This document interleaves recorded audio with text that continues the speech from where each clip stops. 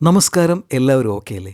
ഇന്ന് പറയാൻ പോകുന്ന കഥ, ഇതിൽ പ്രണയമുണ്ട്, വില്ലനാണെങ്കിലും നൻപന് വേണ്ടി ഏതറ്റം വരെയും പോകുന്ന ഫ്രണ്ട്ഷിപ്പുണ്ട്, നമ്പിക്കൈ ദ്രോഹമുണ്ട്, എല്ലാത്തിലും ഉപരി ഒരു കിടിലൻ ക്ലൈമാക്സ്. അതിത്തിരി കൂടിപ്പോയില്ലേ എന്ന് വരെ തോന്നിപ്പിച്ചേക്കാവുന്ന തരത്തിലുള്ള ക്ലൈമാക്സ് ഉള്ള ത്രില്ലർ സിനിമ കുരങ്ങ് ബൊമ്മൈ. രചന സംവിധാനം നിതിലൻ സാമിനാഥൻ. അപ്പോ ആരംഭിക്കലാങ്ങളാ.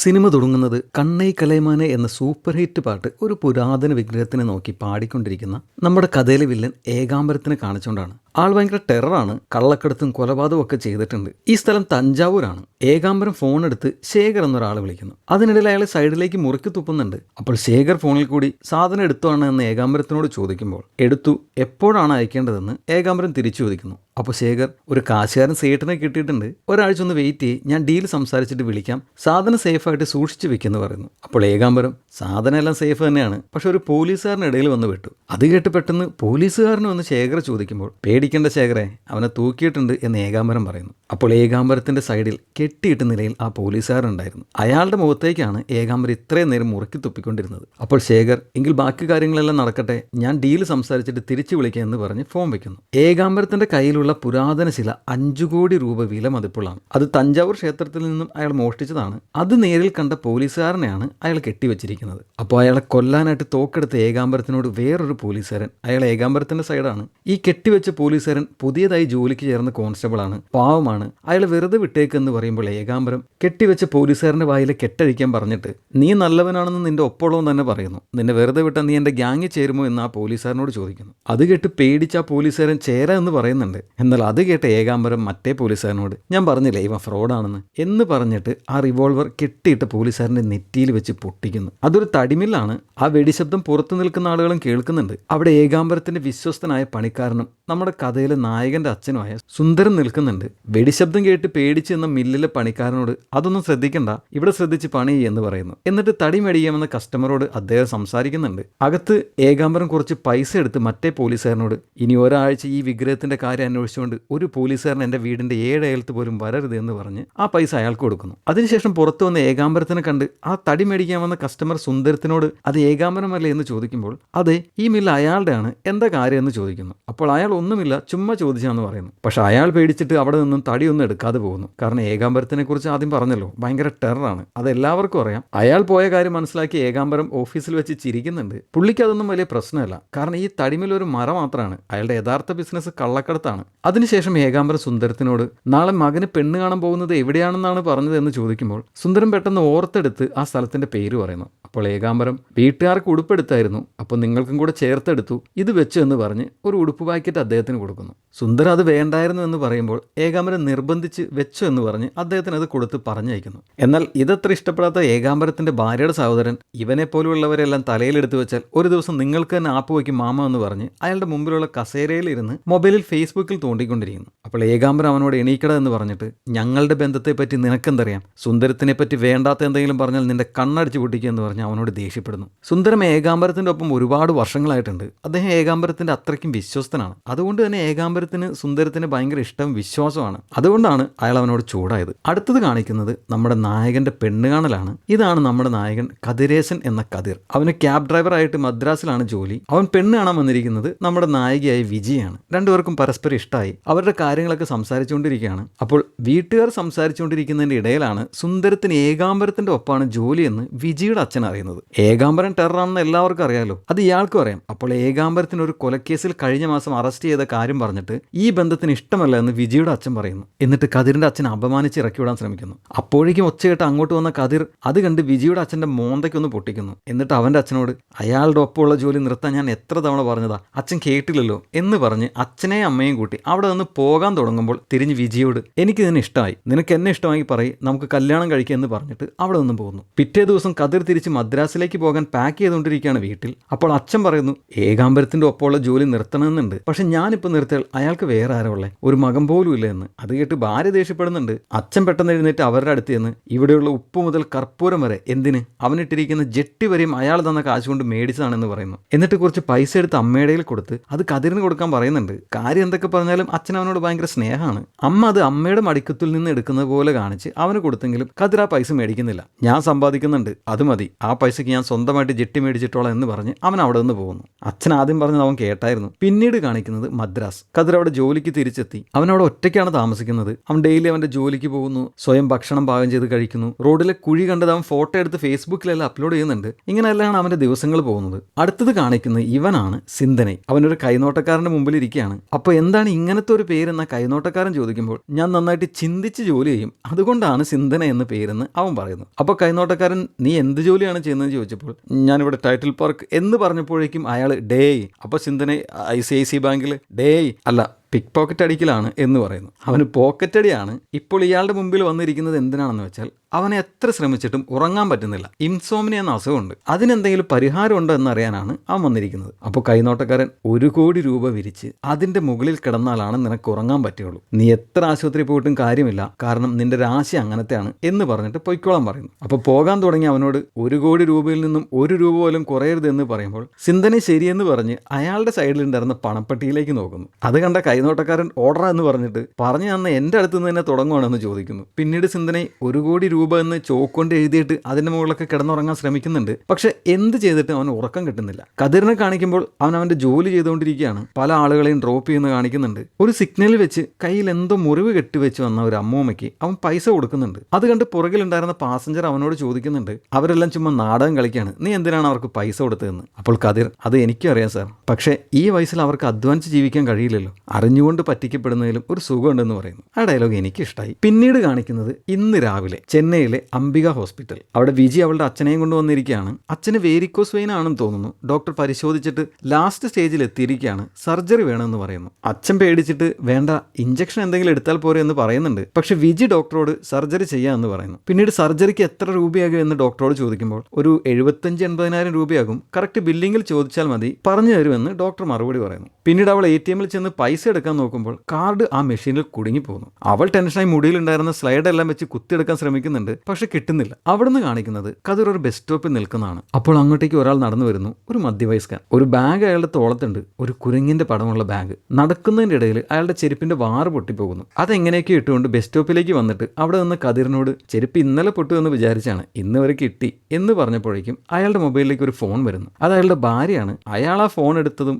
ഭാര്യ ചുമ്മാ നോയിന്ന് സംസാരിച്ചുകൊണ്ടിരിക്കുകയാണ്. അയാളെ സംസാരിക്കാൻ സമ്മതിക്കുന്നില്ല. കല്യാണത്തിനുള്ള പൈസ റെഡിയായോ എന്നാണ് അവർ ചോദിക്കുന്നത്. അപ്പോൾ അതെല്ലാം റെഡിയായിട്ടുണ്ട്, അവർ ചോദിച്ചതിനേക്കാൾ 1 ലക്ഷം രൂപ കൂടുതൽ കൊടുക്കാം, നീ ഫോൺ വയ്ക്കെന്ന് പറയുന്നു. അപ്പോൾ ഇതെല്ലാം കേട്ടുകൊണ്ട് ആ ബസ് സ്റ്റോപ്പിൽ അവരുടെ പുറകിൽ നമ്മുടെ സിന്തനയും ഒരു ബീഡിയും വലിച്ചുകൊണ്ടിരിക്കുന്നുണ്ടായിരുന്നു. അവന്റെ ചെരുപ്പിന്റെ വള്ളിയെല്ലാം ഇട്ട് റെഡിയാവുന്നുണ്ട്. ഇന്നത്തെ ഇര അയാളാണ്. അയാളുടെ കയ്യിലുള്ള കുരങ്ങിന്റെ പടമുള്ള ബാഗാണ് അവന്റെ ലക്ഷ്യം. അപ്പോൾ കതിർ പയ്യനാണോ കല്യാണം എന്ന് ചോദിക്കുമ്പോൾ അല്ല, മകൾക്കാണെന്ന് അയാൾ പറയുന്നു. എവിടെയാണ് താമസിക്കുന്നത് എന്ന് കതിർ ചോദിച്ചപ്പോൾ അയാൾ ദാ ഇവിടെയാണ് എന്ന് പറഞ്ഞ് കൈ ചൂണ്ടിയതും സിന്തനെ ആ ബാഗ് അയാളുടെ കയ്യിൽ നിന്നും തട്ടിപ്പറിച്ചുകൊണ്ട് ഓടുന്നു. അത് കണ്ട കതിർ പെട്ടെന്ന് തന്നെ അവന്റെ പുറകെ ഓടുന്നുണ്ട്. അയാളും പതുക്കെ അവരെ പുറകെ ഓടുന്നു. പല ഇടവഴികളുടെയും ഓടിയ സിന്തനെ അവസാനം വഴിയെല്ലാം അവസാനിച്ച് ഒരു മതിലിന് മുമ്പിൽ ചെന്ന് വിടുന്നു. അവൻ പെട്ടെന്ന് ഹനുമാൻ മല ചുവന്ന് കൊണ്ടുപോകുന്ന പോലെ ഒരു പോസിൽ അവിടെ അനങ്ങാതെ നിൽക്കുന്നുണ്ട്. കതിർ അപ്പോൾ അവന്റെ മുമ്പിലുള്ള റോഡിൽ കൂടി നേരെ ഓടിപ്പോകുന്നു. അത് കണ്ട് രക്ഷപ്പെട്ടു എന്ന് വിചാരിച്ച് സിന്തനെ ഡാൻസ് കളിക്കുന്നുണ്ട്. പക്ഷെ ഓടിപ്പോയ കതിർ പെട്ടെന്ന് നിന്നിട്ട് സിന്തനയുടെ അടുത്തേക്ക് തിരിച്ചു വരുന്നു. അത് കണ്ട് സിന്തനെ അടുത്തേക്ക് വരരുത്, വന്നാൽ എന്ത് ചെയ്യുമെന്ന് നിനക്കറിയോ എന്ന് ചോദിച്ചെങ്കിലും കതിർ അവന്റെ അടുത്തേക്ക് നടന്നു വരുന്നു. അത് കണ്ട സിന്തനെ പെട്ടെന്ന് അവന്റെ ട്രൗസർ നേരെ താഴത്തേക്ക് ഉയർത്തുന്നു. എന്നിട്ട് കതിറിനോട് അടുത്ത് വന്നാൽ സത്യമായിട്ട് ഞാൻ നിന്നെ കെട്ടിപ്പിടിക്കും, ധൈര്യം ഉണ്ടെങ്കിൽ വാ എന്ന് പറയുന്നു. അത് കണ്ട കതിർ പെട്ടെന്ന് നിൽക്കുന്നു. അപ്പോൾ സിന്തനെ അന്തഭയം ഇറക്കട്ടെ എന്ന് പറഞ്ഞ് ഒരു ഗെയിനെ പോലെ അഭിനയിച്ച് പാട്ട് പാടുന്നു. പാട്ടുപാടി വട്ടം തിരിഞ്ഞു വന്നതും കതിർ അവന്റെ തൊട്ടുമുപ്പിൽ അവന്റെ കരണം നോക്കി ഒന്ന് പൊട്ടിക്കുന്നുണ്ട്. കതിർ ആ അടി കൊണ്ട് സിന്തനെ താഴെ വീഴുന്നു. അവിടെ നിന്ന് ചാടി എഴുന്നേറ്റ് അവൻ അവിടെ ഉണ്ടായിരുന്ന ഒരു ബിയറിന്റെ കുപ്പി എടുത്തിട്ട് കതിറിനോട് വരാൻ പറഞ്ഞ് വെല്ലുവിളിക്കുന്നു. എന്നിട്ട് പുറകിലുണ്ടായിരുന്ന മതിലടിച്ച് ആ കുപ്പി പൊട്ടിക്കാൻ ശ്രമിക്കുന്നുണ്ട്. പക്ഷെ അത് പൊട്ടുന്നില്ല. അത് കണ്ട് അവൻ നേരെ ആ കുപ്പി സൈഡിലേക്ക് എറിഞ്ഞു കളയുന്നു. അപ്പോൾ ആ കുപ്പി പൊട്ടിപ്പോകുന്നു. കതിർ അവനെ പിടിച്ച് നേരെ താഴേക്ക് വലിച്ചെറിയുന്നു. എന്നിട്ട് ചവിട്ടാൻ വന്നു, പക്ഷെ ചവിട്ടിയില്ല. കാരണം അവനൊരു മണ്ടനാണെന്ന് കതിറിന് മനസ്സിലായി. അതുകൊണ്ടാണ് ഒന്നും ചെയ്യാത്തത്. അങ്ങനെ അവൻ ആ ബാഗ് എടുത്തുകൊണ്ട് അവിടെ നിന്ന് പോകുന്നു. അവൻ പോകുന്നത് മൂക്കിൽ നിന്നും വന്ന ചോര തുടച്ചുകൊണ്ട് ദേഷ്യത്തിൽ സിന്തനെ നോക്കി നിൽക്കുന്നുണ്ട്. കതിർ അവിടെ നിന്ന് നേരെ ബസ് സ്റ്റോപ്പിലേക്ക് ചെന്ന് നോക്കുമ്പോൾ അവിടെ ആ ബാഗിന്റെ ഓണറില്ല. അവൻ ആ ബസ് സ്റ്റോപ്പിൽ ഇരിക്കുന്നുണ്ട്. ആ ബാഗ് ഒരു പൂട്ടിട്ട് പൂട്ടിയിട്ടുണ്ട്. അവിടെ നിന്നും കാണിക്കുന്നത് ഫ്ലാഷ് ബാക്ക് ആണ്. 2 ദിവസങ്ങൾക്ക് മുമ്പ് തഞ്ചാവൂർ, അതായത് നമ്മുടെ കഥയിലെ വില്ലന്റെയും നായകന്റെയും സ്ഥലം. അവിടെ ഒരാൾ ഒരു ബാഗ് കടയിലേക്ക് ചെന്നിട്ട് കുരങ്ങിന്റെ പടമുള്ള അതേ ബാഗ് ആ കടയിൽ നിന്ന് വാങ്ങി ഏകാംബരത്തിന്റെ അടുത്തെത്തുന്നു. അയാൾ ഏകാംബരത്തിന്റെ സുന്ദരത്തിന്റെ ശിങ്കിടിയാണ്. എന്നിട്ട് ആ ബാഗിൽ തഞ്ചാവൂർ ക്ഷേത്രത്തിൽ നിന്ന് മോഷ്ടിച്ച ആ 5 കോടി രൂപ വിലയുള്ള വിഗ്രഹം വെച്ചിട്ട് അതിന്റെ മുകളിൽ കുറച്ച് തുണികളും വെച്ച് ആ ബാഗ് ലോക്ക് ചെയ്ത് ഒരു അലമാരയുടെ ഉള്ളിൽ അയാൾ വെക്കുന്നു. ഇതേ ബാഗാണ് ഇപ്പോൾ കതിരിന്റെ കയ്യിൽ ഇരിക്കുന്നത്. അപ്പോൾ അതിന്റെ അകത്ത് എന്താണെന്ന് ഇപ്പോൾ മനസ്സിലായല്ലോ അല്ലേ? അപ്പോൾ ഏകാംബരത്തിനോട് ആ ശിങ്കിടി, അണ്ണ ഇത് മദ്രാസിലേക്ക് ആരാണ് കൊണ്ടുപോകുന്നത്, ഇപ്രാവശ്യം ഞാൻ കൊണ്ടുപോകട്ടെ എന്ന് ചോദിക്കുമ്പോൾ പോലീസ് പിടിച്ചാൽ നീ എന്ത് ചെയ്യുമെന്ന് ഏകാംബരം ചോദിക്കുന്നു. അപ്പോൾ അയാൾ, അണ്ണൻ തഞ്ചാവൂരിലെ ഡോണല്ലേ, തോക്കെല്ലാം വെച്ചിട്ടുണ്ട്, നിങ്ങളുടെ പേര് പറഞ്ഞ് ഈസി ആയിട്ട് രക്ഷപ്പെടുമെന്ന് പറയുന്നു. അത് കേട്ട് ഏകാംബരം അടിപൊളി എന്ന ഭാവത്തിൽ ഇരിക്കുന്നുണ്ട്. അത് അങ്ങനെ ഒരു മണ്ടൻ. എന്നാൽ ഏകാംബരം ആ ബാഗ് കൊടുത്തു വിട്ടത് സുന്ദരത്തിന്റെ കയ്യിലായിരുന്നു, അയാളുടെ വിശ്വസ്തൻ. സുന്ദരം മദ്രാസിലേക്കുള്ള ഒരു ബസ്സിലിരിക്കുകയാണ്. സമയം രാത്രി. അപ്പോൾ ഏകാംബരം സുന്ദരത്തിന്റെ മൊബൈലിലേക്ക് വിളിച്ചിട്ട്, ബസ് പുറപ്പെട്ടില്ലേ, ശേഖരനോട് സംസാരിച്ചിട്ടുണ്ട്, മദ്രാസിൽ ബസ് സ്റ്റാൻഡിൽ അവന്റെ ആൾ കൂട്ടിക്കൊണ്ട് പോകാൻ വരും, വേറെ എങ്ങും യാതൊരു കാരണവശാലും ബസ്സിൽ നിന്ന് ഇറങ്ങരുത്, മൊബൈലിൽ ഫുൾ ചാർജ് ഇല്ലേ, ശേഖരന്റെ വീട്ടിൽ ചെന്നാൽ ഉടൻ തന്നെ എനിക്ക് ഫോൺ ചെയ്യണം എന്നെല്ലാം പറയുന്നു. സുന്ദരം അതെല്ലാം സമ്മതിക്കുന്നുണ്ട്. എങ്കിൽ ഫോൺ വെക്കട്ടെ എന്ന് ചോദിച്ച് ഏകാംബരം ഫോൺ വെക്കുന്നു. ഏകാംബരം സുന്ദരത്തിനോട് സംസാരിക്കുന്നത് വളരെ സ്നേഹത്തോടു കൂടിയാണ്. സുന്ദരം അയാളുടെ പണിക്കാരനാണെന്നുള്ള ഭാവമൊന്നും അയാളുടെ സംസാരത്തിലില്ല.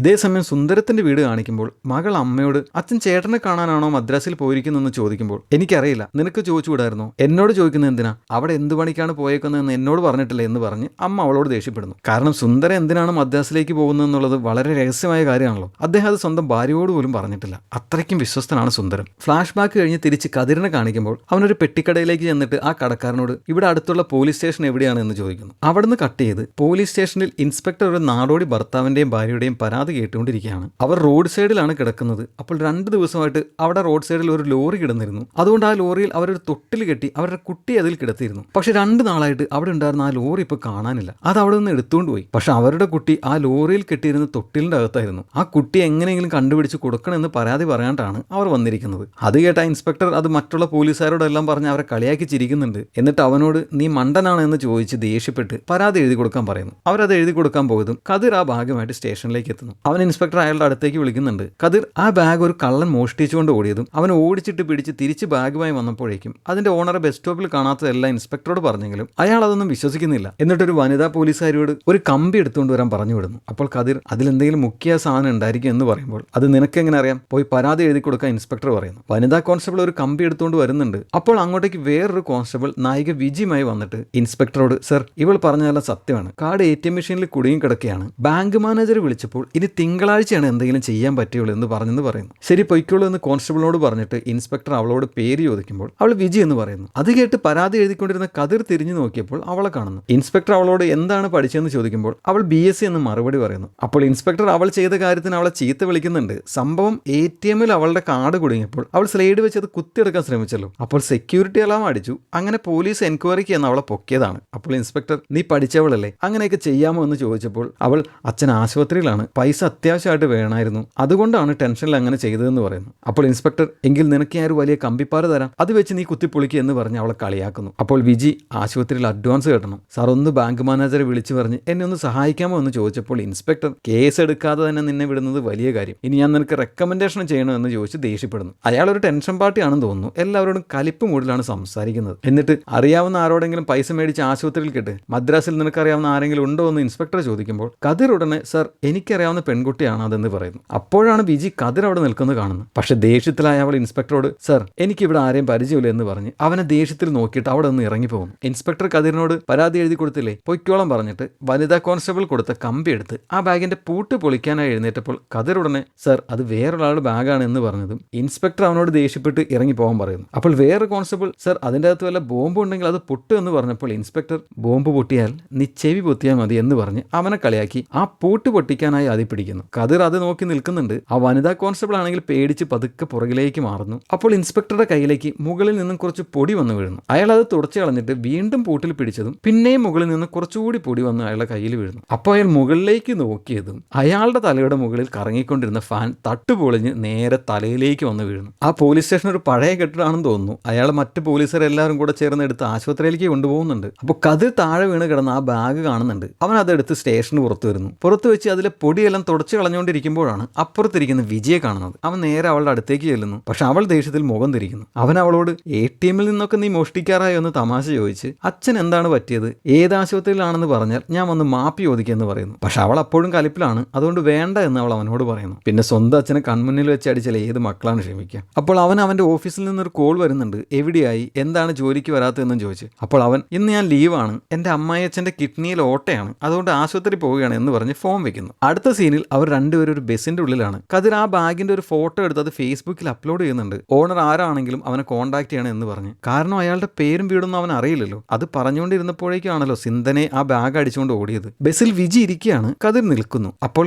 വിജിയുടെ സൈഡിൽ ഇരുന്ന ചേച്ചി ഒരു സ്റ്റോപ്പ് എത്തിയപ്പോൾ ഇറങ്ങിപ്പോയി. അവിടെ വേറെ ആരും ഇരിക്കുന്നില്ല. അവൾ പെട്ടെന്ന് കതിർ അവിടെ ഇരിക്കാതിരിക്കാൻ സൈഡിലേക്ക് നീങ്ങിയിരിക്കുന്നു. അത് കണ്ട് കതിർ ചിരിക്കുന്നുണ്ട്. അവൾ കട്ട കലിപ്പിലാണ്. പക്ഷെ കതിരിന് അവൾ ഇഷ്ടമാണ്. അവൻ ആദ്യമായിട്ട് പെണ്ണ് കണ്ട കുട്ടിയാണെന്ന് തോന്നുന്നു വിജി. അതുകൊണ്ടാണെന്ന് തോന്നുന്നു അവന് വിജിയോട് വല്ലാത്ത ഇഷ്ടം. ഈ ഫസ്റ്റ് ലവ് എന്നൊക്കെ പറയുന്ന പോലെ. അവിടെ നിന്ന് കാണിക്കുന്നത് വീണ്ടും ഫ്ലാഷ് ബാക്കിൽ അവന്റെ അച്ഛൻ സുന്ദരത്തിനെയാണ്. അദ്ദേഹം ഇപ്പോഴും ബസ്സിൽ തന്നെയാണ്. അപ്പോൾ റോഡിൽ ആ നാടോടികളുടെ കുഞ്ഞിനെ കിടത്തിയിരുന്ന തൊട്ടിൽ കെട്ടി ലോറി പോകുന്നത് കാണിക്കുന്നുണ്ട്. ആ തൊട്ടിൽ ഇപ്പോഴും ലോറിയുടെ പുറകിൽ കെട്ടിയിട്ടുണ്ട്. കുഞ്ഞ് അതിനകത്ത് തന്നെ ഉണ്ടെന്ന് തോന്നുന്നു. അങ്ങനെ സുന്ദരം ചെന്നൈ ബസ് സ്റ്റാൻഡിൽ ബസ് ഇറങ്ങുന്നു. അവിടെ നിന്ന് അദ്ദേഹം ശേഖരന്റെ ആളെ വിളിക്കുന്നുണ്ട്. അപ്പോൾ അദ്ദേഹത്തെ കൂട്ടിക്കൊണ്ടുപോകാൻ എത്തുന്ന ശേഖരന്റെ ആളാണ് ആദ്യം സിന്ധനെ ബാഗ് തട്ടിപ്പറിച്ചുകൊണ്ട് ഓടിയ ആൾ. പേര് സദാശിവം. ഇപ്പോൾ ആ ബാഗ് കതിരിന്റെ കയ്യിലാണെന്നുള്ള കാര്യം മറന്നു പോരുത്.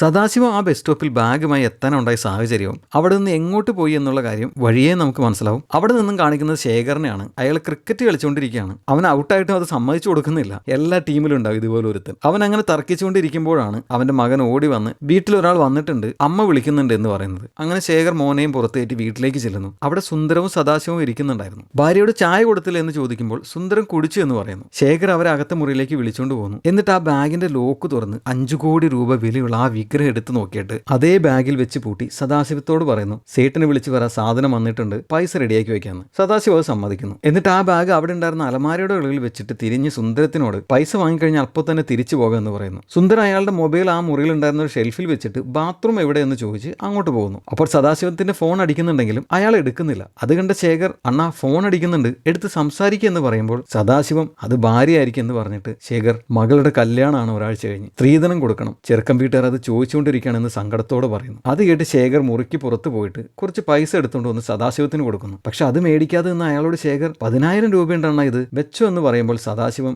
4 ലക്ഷം രൂപയുടെ സ്വർണം കൊടുക്കുമെന്നാണ് ഏറ്റിരിക്കുന്നത്. ഇതുകൊണ്ട് എന്ത് ചെയ്യാനാണ് എന്ന് പറയുമ്പോൾ ശേഖർ സേട്ടിന്റെ അടുത്ത് നിന്ന് പൈസ വാങ്ങിച്ചിട്ട് നമ്മുടെ കമ്മീഷൻ തന്നെ 10 ലക്ഷം രൂപയുണ്ട്, അത് കിട്ടിക്കഴിഞ്ഞാൽ നമുക്ക് വേണ്ടത് ചെയ്യാം എന്ന് പറഞ്ഞ് സമാധാനിപ്പിച്ച് അയാളെ പറഞ്ഞു വിടുന്നു. ആ ഫ്ലാഷ് ബാക്കും കഴിഞ്ഞ് വീണ്ടും ബാഗ് പിടിച്ചു നിൽക്കുന്ന കതിരിനെ കാണിക്കുന്നു. അവൻ വിജയെ ഫോളോ ചെയ്ത് വന്ന് അവളുടെ അച്ഛൻ കിടക്കുന്ന ആശുപത്രിയിൽ അയാളുടെ മുമ്പിലാണ് ഇപ്പോൾ നിൽക്കുന്നത്. അപ്പോൾ തൊട്ടപ്പുറത്ത് ബെഡിൽ കാലൊടിഞ്ഞു കിടന്ന ഒരാളെ സ്ട്രക്ചറിലേക്ക് മാറ്റിക്കൊണ്ടിരുന്ന 2 അറ്റൻഡർമാർ അവൻ പെട്ടെന്ന് ബാഗ് താഴെയിട്ട് സഹായിക്കുന്നുണ്ട്. അത് കഴിഞ്ഞ് വിജിയുടെ അച്ഛനോട് വഴിയിൽ വെച്ച് വിജിയെ കണ്ടു, അപ്പോഴാണ് നിങ്ങൾ ആശുപത്രിയിലാണെന്ന് അറിഞ്ഞത്, അപ്പോൾ ഒന്ന് കണ്ടിട്ട് പോകാമെന്ന് കരുതി വന്നതാണെന്ന് പറയുന്നു. പക്ഷെ വിജിയുടെ അച്ഛൻ വഴിയിൽ വെച്ച് കണ്ടെങ്കിൽ ആ വഴി പോകണം, എന്തിനാണ് ഇവിടെ വരെ നായമാതിരി വന്നതെന്ന് ചോദിച്ച് അവൻ അപമാനിക്കുന്നു. അത് കേട്ട് വിജിക്കും സങ്കടാവുന്നുണ്ട്. അപ്പോൾ കതിർ, അന്ന് നിങ്ങളടിച്ചത് തെറ്റാണ്, എന്റെ അച്ഛനെ നിങ്ങൾ അടിക്കുന്ന കണ്ട ദേഷ്യത്തിൽ ചെയ്തു പോയതാണ്, എന്നോട് ക്ഷമിക്കണം എന്ന് പറഞ്ഞ് അവൻ പോകുന്നു. പക്ഷെ താഴെയിട്ട ബാഗ് എടുക്കാൻ കതിർ മറന്നുപോയിരുന്നു. അവൻ പോയ പുറകെ വിജയും പെട്ടെന്ന് പുറത്തേക്ക് പോകുന്നത് കണ്ട് എവിടെ പോവുകയാണെന്ന് അച്ഛൻ ചോദിക്കുമ്പോൾ പഴനിയണ്ണന്റെ അടുത്ത് നിന്ന് അവൾ പറയുന്നു. അവനൊന്നും നമ്മളെ തിരിഞ്ഞു നോക്കാറില്ല, പിന്നെ എന്തിനാണ് അവന്റെ അടുത്ത് പോകുന്നത് എന്ന് അച്ഛൻ ചോദിച്ചെങ്കിലും അവൾ അതിന് മറുപടി പറയാതെ പുറത്തേക്ക് പോകുന്നു. ഓടി പുറത്തു വന്ന അവൾ കതിരിനെ അവിടെയെല്ലാം നോക്കുന്നുണ്ട്, പക്ഷെ കണ്ടില്ല. വരാന്തയിൽ വന്നപ്പോൾ അവനൊരു കസേരയിൽ ഇരിക്കുന്ന കണ്ട് പെട്ടെന്ന് അവളെ പുറം തിരിഞ്ഞു നിൽക്കുന്നു. കതിർ പതുക്കെ നടന്ന് അവളുടെ അടുത്ത് എത്തിയതും അവൾ ഒന്നും അറിയാത്ത പോലെ അവിടെ നിന്നിരുന്ന ഒരു സിസ്റ്ററിനോട് എമർജൻസി വാർഡിലേക്ക് പോകേണ്ട വഴി ഏതാണെന്ന് ചോദിക്കുന്നു. സിസ്റ്റർ വഴി പറഞ്ഞു കൊടുത്തപ്പോൾ അവൾ അങ്ങോട്ട് തിരിഞ്ഞതും കതിർ അവളോട് എന്നെയല്ലേ നീ നോക്കിക്കൊണ്ടിരുന്നത് എന്ന് ചോദിക്കുമ്പോൾ അവൾ അല്ല എന്ന് കള്ളം പറയുന്നു. കതിർ ഉടനെ അവന്റെ വാലറ്റിൽ നിന്നും 15,000 രൂപ എടുത്ത് അവൾക്ക് കൊടുത്തിട്ട് അഡ്വാൻസ് അടക്കി ബാക്കി പൈസ ഞാൻ ഫ്രണ്ട്സിനോട് ചോദിച്ച് എത്തിക്കുക എന്ന് പറയുമ്പോൾ വിജി, അതൊന്നും വേണ്ട, എന്റെ സ്വന്തക്കാർ ഇവിടെ തന്നെയുണ്ട്, ഞാൻ ചോദിച്ചാൽ എത്ര പൈസ വേണമെങ്കിലും തരും, ഞാൻ ഇപ്പോൾ അങ്ങോട്ടാണ് പോകുന്നത് എന്ന് പറഞ്ഞ് പോകാൻ തുടങ്ങുന്നു. അപ്പോൾ അനങ്ങാതെ നിന്ന കതിറിനെ നോക്കി അവൾ വീണ്ടും സഹായിക്കുക എന്ന് പറഞ്ഞ് എന്റെ പുറകെ ഒന്നും വരരുത്, എനിക്കത് ഇഷ്ടമല്ല എന്ന് പറഞ്ഞിട്ട് പോകുന്നു. ആഹാ, ഓസ്കാർ ലെവൽ അഭിനയം. ഇഷ്ടം തോന്നിയാലും തുറന്നു പറയില്ല. അടുത്ത സീനിൽ അവൾ ഒരു ബസ്സിലിരിക്കുകയാണ്. കതിരും ആ ബസ്സിൽ കയറുന്നു. അവൻ അവളുടെ അടുത്ത് വന്ന് ഇരിക്കുമെന്ന് വിചാരിച്ചെങ്കിലും അവൻ അവളുടെ ഓപ്പോസിറ്റ് സീറ്റിൽ വന്നിരിക്കുന്നു. പക്ഷെ പിന്നീട് അവൾ തന്നെ അവന്റെ അടുത്ത സീറ്റിൽ പോയിരിക്കുന്നുണ്ട്. അവിടെ ഒരു മനോഹരമായ മെലഡി സോങ്. അതിന്റെ ഇടയിലാണ് അവൻ അവന്റെ കയ്യിലുണ്ടായിരുന്ന ബാഗ് ആശുപത്രിയിൽ വെച്ച് മറന്നുപോയ കാര്യം ഓർക്കുന്നത്. ആ കാലൊടിഞ്ഞ ആളെ സ്ട്രക്ചറിലേക്ക് കയറ്റാൻ സഹായിച്ചപ്പോൾ ആ ബാഗ് അവൻ താഴെ ഇട്ടിരുന്നല്ലോ. അപ്പോൾ വിജി, കുഴപ്പമില്ല, വൈകുന്നേരം തിരിച്ചു എന്നിട്ട് എടുക്കാം എന്ന് പറയുമ്പോൾ, ഓ, നിന്റെ അച്ഛന്റെ മുഖം പിന്നെയും കാണണമല്ലോ എന്ന് കഥ ചോദിക്കുന്നു. അത് കേട്ട് വിജി കലിപ്പിലാവുന്നുണ്ട്, പക്ഷെ അവൻ ചിരിക്കുന്നു. അങ്ങനെ അവർ ബസ് ഇറങ്ങി അവളൊരു ഫ്രൂട്ട്സ് കടയിൽ നിന്നും കുറച്ച് ആപ്പിളും വാങ്ങി അവളുടെ അണ്ണൻ പഴനിയുടെ അടുത്തേക്ക് പോകുന്നു. അണ്ണൻ എന്ന് പറഞ്ഞാൽ കസിൻ. ഒരു ജ്യൂസ് എങ്കിലും കുടിച്ചിട്ട് പോകാൻ കതിർ അവളോട് പറയുമ്പോൾ, ഞാൻ അണ്ണന്റെ വീട്ടിൽ ചെന്ന് കഴിച്ചോളാം, പിന്നെ 50,000 രൂപയാണ് ഞാൻ ചോദിക്കാൻ പോകുന്നത്, അത് അണ്ണൻ എനിക്ക് തരും എന്ന് പറഞ്ഞിട്ട് അവിടെ നിന്ന് പോകുന്നു. പിന്നീട് പഴനിയുടെ വീട് കാണിക്കുമ്പോൾ അവൻ അതിലും ശോകാവസ്ഥയിലായിരുന്നു. പൊട്ടിയ ക്ലോക്കും ഡിസ്പ്ലേ ഇല്ലാത്ത ടിവിയും അപ്പുറത്തെ വീട്ടിൽ നിന്നും ഫ്രീ വൈഫൈ കിട്ടുമെന്ന് പറഞ്ഞ് ലാപ്ടോപ്പ് ഭിത്തിയിൽ തൂക്കി വെച്ചിരിക്കുകയാണ്. അതെല്ലാം കണ്ടപ്പോഴേക്കും വിജിക്ക് മനസ്സിലായി അവന്റെ കയ്യിൽ നിന്നും ഒന്നും കിട്ടാൻ പോകുന്നില്ലെന്ന്. പുറത്ത് കതിരിനെ കാണിക്കുമ്പോൾ അവനൊരു ജ്യൂസ് കുടിച്ചുകൊണ്ട് നിൽക്കുകയാണ്. അപ്പോൾ അവനൊരു പൂക്കാരി ചേച്ചി ഫോണിൽ വിളിച്ചിട്ട് ആ ബാഗ് അവളുടെ ആണെന്ന് പറയുന്നു. അവൻ ബാഗിന്റെ ഫോട്ടോ ഫേസ്ബുക്കിൽ ഇട്ടായിരുന്നല്ലോ, അത് കണ്ടിട്ടാണ് ആ ചേച്ചി വിളിക്കുന്നത്. ഇതൊക്കെ ശ്രദ്ധിക്കുക ശ്രദ്ധിക്കണ്ടേ? വൈകുന്നേരം 5 മണിക്ക് ബാഗ് വന്ന് വാങ്ങിച്ചു എന്ന് കതിർ പറഞ്ഞപ്പോൾ എവിടെയാണ് വരേണ്ടതെന്ന് ചേച്ചി ചോദിക്കുന്നു. അപ്പോൾ അവൻ എവിടെ വെച്ചാണ് നഷ്ടപ്പെട്ടത്, അങ്ങോട്ട് പോരെ എന്ന് പറഞ്ഞ് ഫോൺ കട്ട് ചെയ്യുന്നു. കതിറിന് ബുദ്ധിയുണ്ട്, അവൻ വേറെ ഡീറ്റെയിൽസ് ഒന്നും ഫേസ്ബുക്കിൽ കൊടുത്തിരുന്നില്ല. കുറച്ച് കഴിഞ്ഞപ്പോൾ വിജി അവന്റെ അടുത്തേക്ക് വരുന്നു. അവൾ ഒന്നും മിണ്ടാതെ നിൽക്കുന്നത് കണ്ടിട്ട് അവൻ ഭക്ഷണം കഴിച്ചു എന്ന് ചോദിച്ചപ്പോൾ അവൾ കഴിച്ചു എന്ന് കള്ളം പറഞ്ഞു. എന്നിട്ട് ചേച്ചി എനിക്ക് ഇഡലിയും ചട്നിയും ചായയും തന്നു, അത് കഴിച്ചിട്ടാണ് വരുന്നതെന്ന് പറഞ്ഞിട്ട് അവൾ പെട്ടെന്ന് സങ്കടത്തിൽ മുഖം തിരിക്കുന്നു. അവൾ പറഞ്ഞത് കള്ളമാണെന്ന് മനസ്സിലായ കതിർ ചിരിക്കുന്നുണ്ട്. എന്നിട്ട് അവളെയും കൂട്ടി ഒരു റെസ്റ്റോറൻറ്റിലേക്ക് ചെന്നിട്ട് അവൾ പറഞ്ഞ അതേ ഐറ്റംസ് അവൾക്ക് കഴിക്കാനായി മേടിച്ചു കൊടുക്കുന്നു. അവൾ കഴിച്ചുകൊണ്ടിരിക്കുന്നതിനിടയിൽ പെട്ടെന്ന് അവൻ അടുത്തേക്ക് വിളിച്ചിട്ട് രഹസ്യത്തിൽ അപ്പുറത്തെ ടേബിളിൽ ഇരിക്കുന്ന ആന്റി കുറേ നേരമായിട്ട് നിങ്ങളെ സൈറ്റ് അടിച്ചുകൊണ്ടിരിക്കുകയാണ് എന്ന് പറയുന്നു. അവൻ തിരിഞ്ഞു നോക്കുമ്പോൾ ശരിയാണ്, ഒരു ആന്റി അവനെ തന്നെ നോക്കുന്നുണ്ട്. പെട്ടെന്ന് അവർ എഴുന്നേറ്റ് അവന്റെ അടുത്തേക്ക് വരുന്നു. അത് കണ്ട് അവൻ വല്ലാതാവുന്നുണ്ട്. പക്ഷെ അവർ അവനെ സൈറ്റ് അടിച്ചതല്ലായിരുന്നു. അവർ ഒരു ഫോൺ അവനെ കാണിച്ചിട്ട് ഇത് നിന്റെ ഫോട്ടോ അല്ലേ എന്ന് ചോദിക്കുന്നു. അവൻ ആ ഫോൺ മേടിച്ച് നോക്കുമ്പോൾ അത് അവന്റെ അച്ഛന്റെ ഫോണാണ്. വാൾപേപ്പർ അവന്റെ ഫോട്ടോ ആണ്. അത് കണ്ടിട്ടാണ് ആ ചേച്ചി അവനെ നോക്കിക്കൊണ്ടിരുന്നത്. ആ ഫോണിലുണ്ടായിരുന്ന സിം ആ ചേച്ചിയുടെയാണ്. അത് അവർക്ക് തിരിച്ചു കൊടുത്തിട്ട് ആ ഫോൺ മേടിച്ച് അവർക്ക് പൈസ കൊടുക്കാൻ തുടങ്ങിയപ്പോൾ അവർ വേണ്ട എന്ന് പറയുന്നു. അപ്പോൾ അവൻ അവരോട് താങ്ക്സ് പറയുന്നുണ്ട്. എന്നിട്ട് തഞ്ചാവൂരിൽ എവിടെ നിന്നാണ് ഈ ഫോൺ കിട്ടിയതെന്ന് കതിർ ചോദിച്ചപ്പോൾ തഞ്ചാവൂരിൽ നിന്നല്ല, ഇവിടെ രായപ്പേട്ടയിൽ നിന്നാണ് കിട്ടിയതെന്ന് പറയുന്നു. അവരുടെ ഭർത്താവ് കോർപ്പറേഷനിലാണ് ജോലി ചെയ്യുന്നത്, അയാൾക്കാണ് ആ ഫോൺ കിട്ടിയത്. അവന്റെ അച്ഛൻ സുന്ദരൻ ചെന്നൈക്ക് വന്നത് അവൻ അറിയില്ലായിരുന്നല്ലോ. അവൻ ഉടനെ തന്നെ അച്ഛന്റെ നമ്പറിലേക്ക് വിളിക്കുന്നുണ്ട്. പക്ഷെ കോൾ കണക്ട് ആവുന്നില്ല. തൊട്ട് പുറകെ തന്നെ അവന്റെ ഫോണിലേക്ക് അമ്മ വിളിക്കുന്നു. അവൻ ആ ഫോൺ എടുത്ത് അച്ഛൻ എവിടെ എന്ന് ചോദിച്ചപ്പോൾ അമ്മ കരയുന്നു. അമ്മയ്ക്ക് അച്ഛനെ വിളിച്ചിട്ട് കിട്ടുന്നില്ല. മദ്രാസിലേക്ക് പോകുന്നത് നിന്നോട് പറയണ്ടെന്ന് പറഞ്ഞായിരുന്നു, പക്ഷെ എനിക്കിപ്പോൾ എന്തോ പേടിയാവുന്നു എന്ന് പറഞ്ഞ് അമ്മ കരയുകയാണ്. അവിടെ നിന്നും കാണിക്കുന്നത് ശേഖറിന്റെ വീട്ടിൽ ഭക്ഷണം കഴിക്കുന്ന സുന്ദരത്തിനെയാണ്. അപ്പോൾ ശേഖർ ഞാൻ ഏകാംബരത്തിന് ഫോൺ ചെയ്തിട്ട് വരാം എന്ന് പറഞ്ഞ് പുറത്തേക്ക് പോകുന്നു. ശേഖറിന്റെ കോൾ എടുത്ത് ഏകാംബരം സുന്ദരം സാധനമായിട്ട് എത്തിയില്ലേ എന്ന് ചോദിക്കുമ്പോൾ ശേഖർ ഏകാംബരത്തിനോട് അത് പറയാനാണ് ഞാൻ ഫോൺ ചെയ്തത്, ആൾ ഇതുവരെ എത്തിയിട്ടില്ല എന്ന് പറയുന്നു. അത് കേട്ട് ഏകാംബരം കുറേ സമയം സൈലന്റ് ആയി നിൽക്കുന്നുണ്ട്. ഇവിടെ വെച്ച് ഏകാംബരത്തിന്റെ വില്ലൻ ടൈറ്റിൽ ശേഖർ എടുക്കുകയാണ് നമ്പിക്കൈ ദ്രോഹം. ഇനി അങ്ങോട്ട് കഥ ത്രില്ലിംഗ് ആവുകയാണ്.